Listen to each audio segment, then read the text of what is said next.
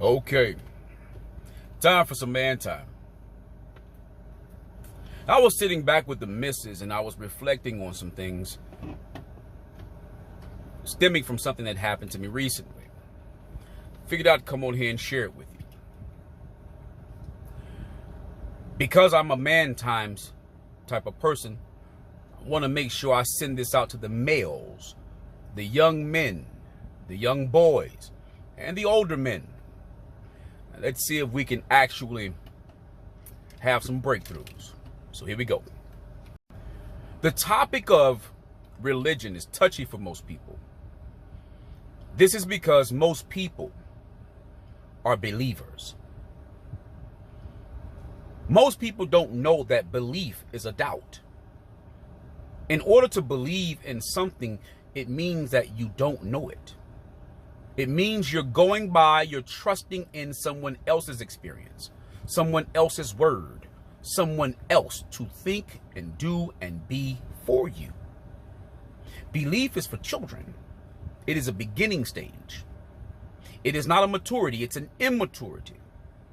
Because when you start to do and you start to experience and you start to learn, you develop a knowing. Once you develop a knowing, you no longer even need belief, at least into the things that you have done. Then when you grow into mastery, meaning you know how to finagle it, you know how to break it down and rebuild it. Mastery, that's not even a knowing, that's a being. Yeah, once you be it, then you do it. You see, there's stages that come after belief, but most people don't understand this. And we've all been there. I get it. So there was one way that I learned to identify overly religious people. I put out a man time recently about a situation where I had a cousin, man. He was broken. He was badly broken. You know, getting high every day. You know, losing weight. You know, burnt out. Street nigga. Violent. He grew up in a violent environment like we did. Like at the time, everybody around me was. And he wanted to find God because he wanted change. Oddly enough, most people want change when things in their life doesn't go right. The things that they care about. And for men and women, it's usually concerning females or males. AKA your spouse, your lover, your children. When most guys that I knew of jumped into religion, it was either things were going wrong in their lives or they were broken up from their girlfriends or their wives and they wanted God to save them. Much like our mothers and grandmothers, that's how they get to church. They get to church to try to secure things to go right in their life. They pray to God to give them things, to save them. So much so that they don't even believe that they have to save or should save themselves. I get it. Some people feel like they have these crazy revelations from God. And maybe so. But they attribute the revelations to God instead of observation. So, I learned at a young age how to test a person's fortitude. But I didn't know how to do it for myself. And the way you test a person's fortitude is by telling the truth.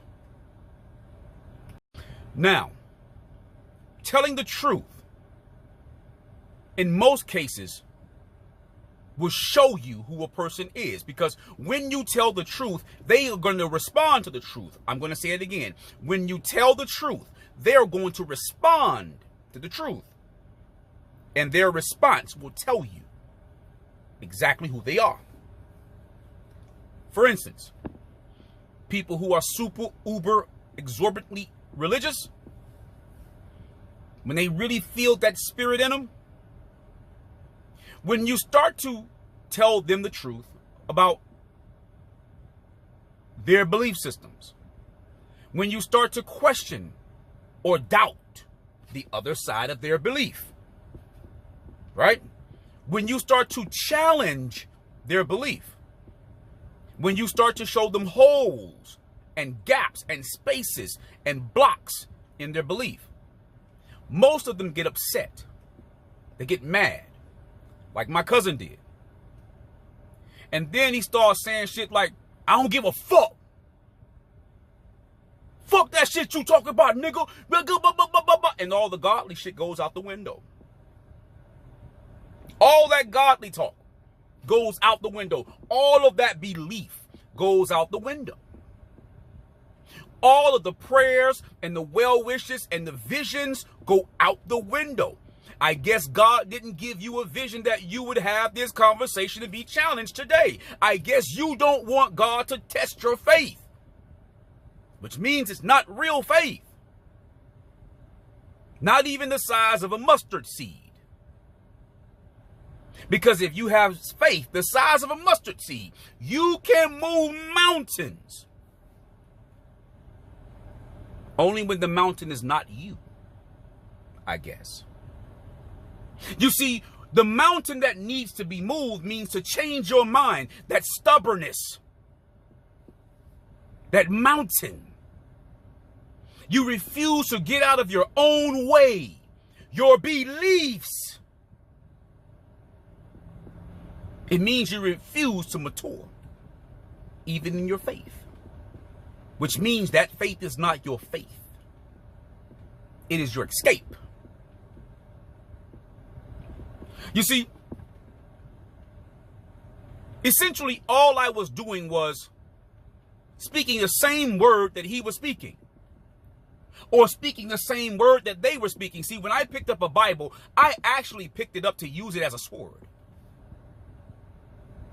My grandmother used to say, the Lord says, honor thy father and mother and whenever she wanted to get away. And one day I responded to her because I knew it had to be something in there that she wasn't saying. And I found it. And when I picked up the book, I used it as a sword. And I reminded her, it also says to not provoke your children into wrath.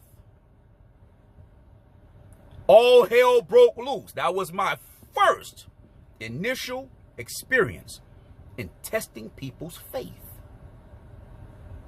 I was about 11 years old. Yep. From that point on, I actually knew that I was capable of doing that, which is how I knew how to tap into my cousin.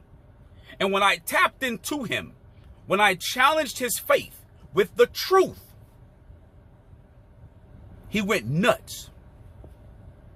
And instead of showing godly principles and living by those godly principles and living up to those godly principles and even using the godly principles that he was trying to push on everyone else onto himself, the demons showed up.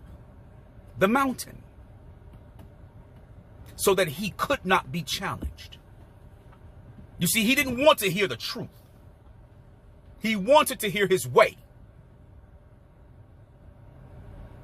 Then he pulled the banger on me.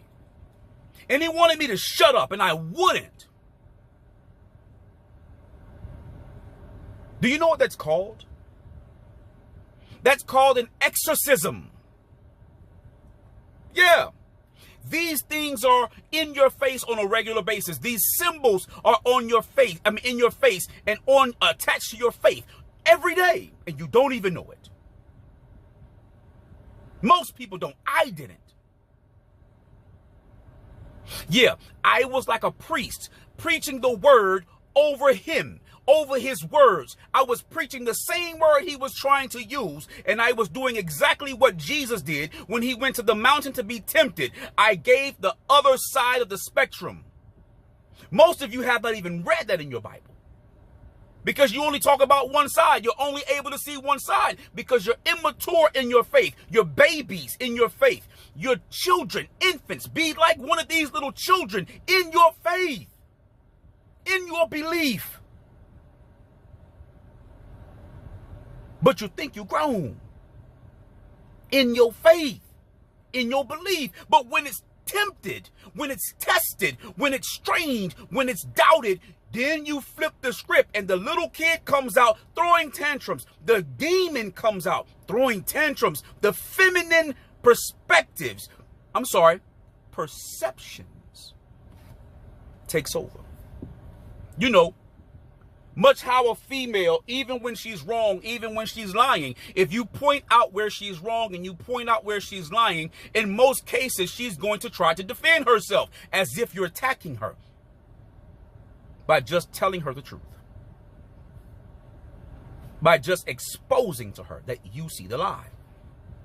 Hell, she'll fuss, she'll go word for word, she'll get worked up, she'll start crying, she'll start screaming and yelling, she'll shut down, all sorts of shit. That's an exorcism.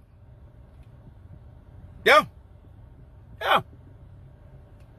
These exorcisms were easy for me. And then one day, I realized how much of a liar I was. And I realized how my lies had hurt other people's life. People that I loved. People that I cared for. People that I adored. People that I was willing to take life for. But I wasn't willing to tell them the truth. Isn't that interesting? Yeah, sure. I was willing to tell them half the truth, but I was not willing to expose my most vulnerable parts. Yeah. And then when I started telling myself the truth, I went through an episode where I was having anxieties. Yeah. This is how you know when you need an exorcism. Yeah. That is how you do it, with truth.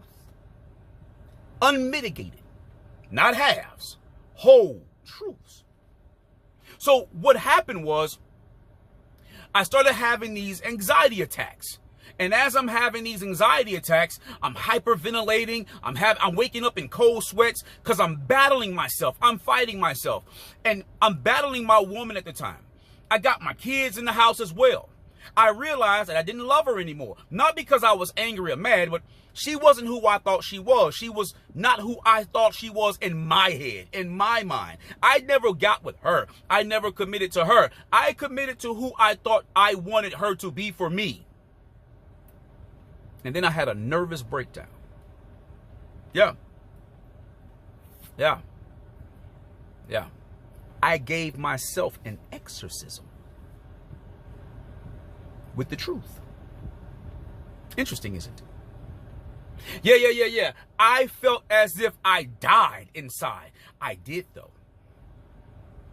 The immature, lying demon in me was fighting back.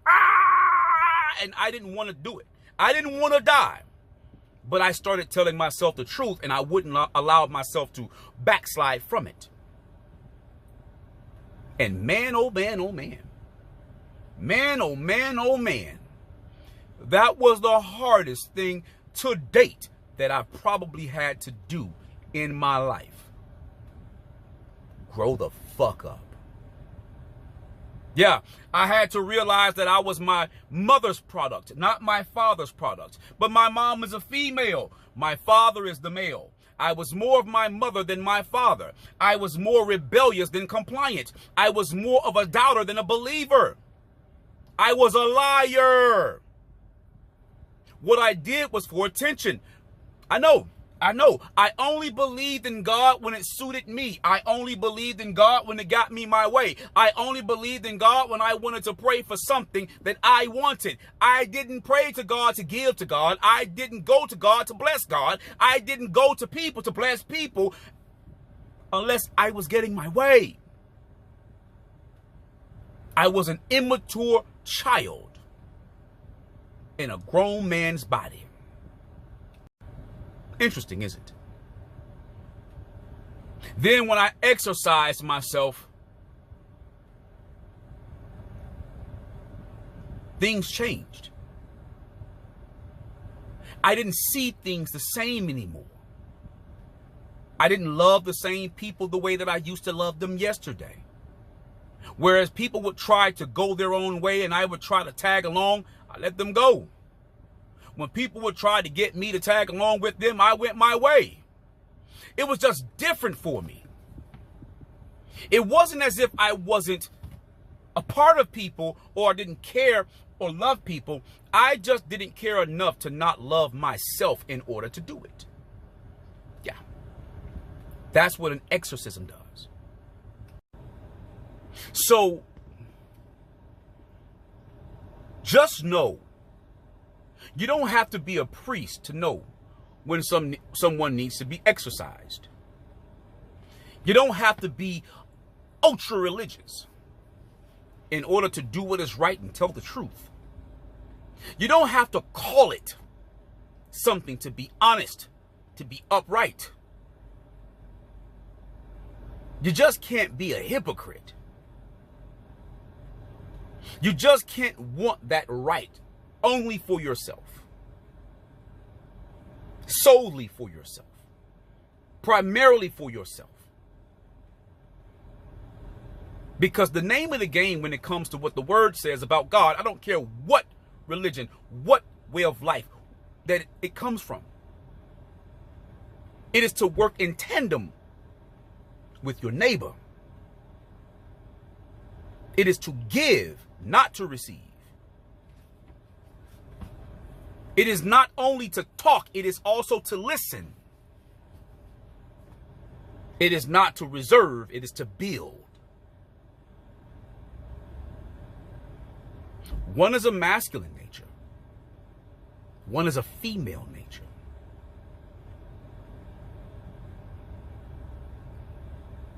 When I learned this, I stopped looking at women as if they were wrong for being who they are. I just realized that I wasn't supposed to congregate with them when they are what they are, only to and for themselves. So when you hear me on these man times, I'm not being a manist. I'm not being red pillish. I'm not even being a masculine. I'm not downing or hating on women. I'm just telling the truth. I'm trying to help exorcise man time. Anywho, like, comment, share, and subscribe. Let me know the time that you had to give yourself an exorcism. And hit that bell notification on the way out. And until next time, man time out.